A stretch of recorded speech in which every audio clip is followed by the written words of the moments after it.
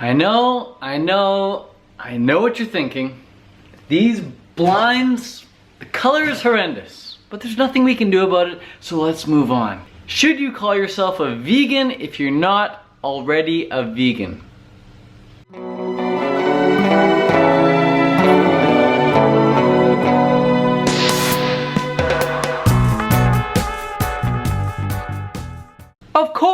Of course you should. When I first got into triathlon, I called myself a triathlete before I even did a single triathlon. Before I could actually swim properly or bike properly or run properly, I called myself a triathlete. And if other triathletes came along and said, Ted, you're not a triathlete, you haven't even done a single triathlon, blah, blah, blah, blah, it may have affected me negatively, but luckily no one did that. Instead, people said, oh, you're a triathlete? Oh, have you done a triathlon yet? I said, no. They're like, oh, it's okay, like, we'll help you out. When it comes to being vegan, same thing, same deal. You know, call yourself a vegan. If by accident you slip up and you have some Skittles and in the Skittles there's some animal products, just say, oh, oops, I'll never do it again, never have Skittles again, move on. If you have a piece of chocolate and you think it's milk-free, but then you actually look on the back, it says contains milk products, don't beat yourself up over it, man. Just be like, oh, oops, I'll never have that chocolate again, and move on. By calling yourself a vegan, you're at least giving yourself a role to step into. We have something in our minds called a cybernetic mechanism, and that's basically a heat-seeking mechanism. We set the target and we say, okay, go, vegan, and we goes right to the vegan point. If we go off track, we go right back on track. Go off track, go right back on track. Any flight that you're flying in right now over the sky,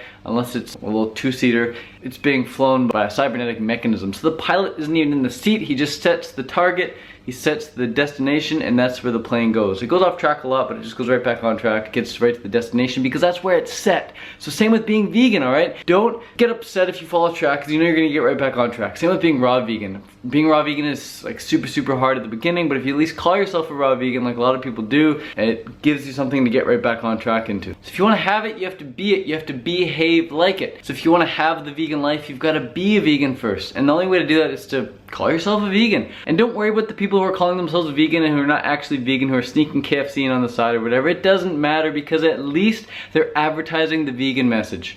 Alright, how many paleo people do we know that are actually 100% paleo? Hardly any. There's hardly any people who are actually sticking to a paleo diet. Tons of them are doing these cheat days. You know, there's no actual low carbers doing low carb diet long term, but they all advertise at least, and because of that, low carb is massive trend right now.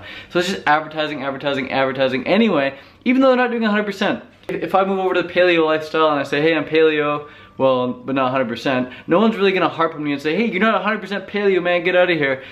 Who cares? They just want the word paleo spread far and wide. When you see someone wearing fake Nikes and fake Adidas, Nike and Adidas don't really care. Nike and Adidas are already massive multi-billion-dollar companies. The fact that people just wear Nike and Adidas around, it's just more advertising for Nike and Adidas. So if someone's walking around wearing a vegan t-shirt or have a vegan YouTube channel, but they're not actually vegan, don't beat them up. Let them advertise the vegan message. That's what we need. That's what we need. We need the world to hear the vegan message. I walk down the street, I ask 10 people, have you heard of a vegan? Or if I show them a piece of paper that has the word vegan written on it, they'll be like, vegan? Vegan? They don't even know what it is. If I ask them, do you know what a vegan is? They're like, oh, well, it's like kind of like a vegetarian. People don't even know what veganism is, so we just gotta get the word out there. And maybe in 10, 20, 30, 40, 50 years, when everyone knows what a vegan is, when it's just as popular or more popular than vegetarian, then maybe we can start harping on the people who aren't actually 100% pure. It's just like people in the raw food community. It's like, hey, you're not 100% raw, you're not 100% raw. It doesn't matter if someone's 100% raw or not. It doesn't matter if they slip up every now and then, because at least they're advertising the fact that something called raw veganism exists. That's what we need to applaud, that's what we need to support, that's what we need to encourage. So there's no point beating someone up just because they slip off every now and then, just because they're not 100%. If the paleo movement did that, if triathlon did that, if triathlon said, you're not even a triathlete, man, you haven't even swam in over a week, you haven't even ridden your bike in a week, you know? They wouldn't do that, you know. Triathletes, they take weeks off, they take months off. Runners don't run every day. On my days when I'm not running, do I not consider myself a runner? No, I still consider myself a runner, and so would everyone else. Just because I haven't run in a week doesn't mean I'm not a runner. If someone's vegan for a meal, they're a vegan. If someone's meal for a week, they're vegan.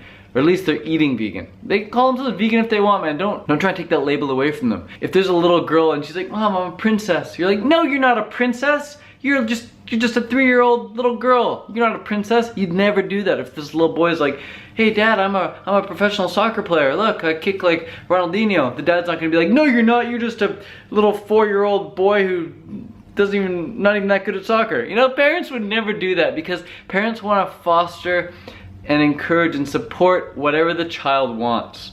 So if somebody in the vegan community or someone from outside the vegan community wants to be vegan, we should encourage them, we should support them. And if they want to give themselves a vegan label, great. It's so hard, most people don't even want the vegan label. A lot of vegans don't even want to call themselves vegans. So, and we're getting mad at non-vegans wanting to call themselves vegan. Man, let's put the label on as many people as we can and watch them fit in, watch them step into that role. Instead of banishing people from the community saying, you're not vegan, get out of here, we should say, hey, I know you're trying to be vegan, maybe we can help. Just my opinion, just my thoughts. I think we should be more invitational about this sort of thing and not shutting people down for trying. So really, when you think about it, not only is it possible to become vegan by calling yourself vegan before you're vegan, but it's actually necessary. At least in my opinion, but who the hell am I?